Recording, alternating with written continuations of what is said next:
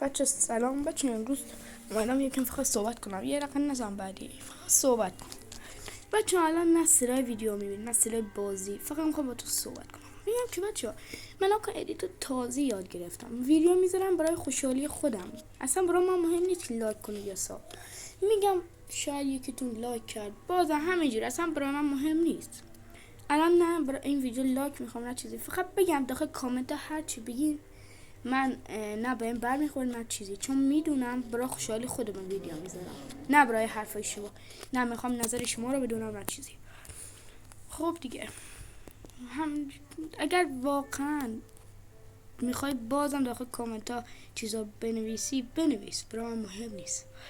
این ویدیو رو گرفتم که بهتون بگم من برای چی ویدیو میذارم.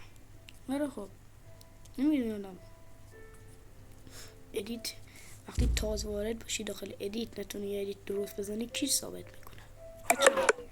این دیگه ولی دیگه من اینجوریم. نمیخوای ساب کنی نمیخوای اصلا من آنفالو کنی، اصلا ساب کن، خواستی بکن، خواستی لایک کن، هر که دلت میخواد بکن، برای من مهم نیست. من ویدیو